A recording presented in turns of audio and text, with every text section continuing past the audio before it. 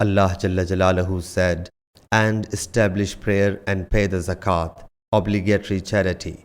Hazrat Ibn Abbas radiyallahu anhu said that Hazrat Abu Sufyan, narrating to me the Prophet's Hadith, said, "He commands us to establish prayer, pay poor due, bolster up the ties with the relatives, and remain chaste." Hazrat Ibn Abbas radiyallahu anhu reports, the Prophet sallallahu alaihi wasallam sent Hazrat Moosa to Yemen and said, "Invite them to testify that there is no worthy of worship save Allah Jalla Jalaluhu, and I am Allah's apostle. If they concede to it, tell them that Allah has enjoined on them 5-time prayer during every day and night.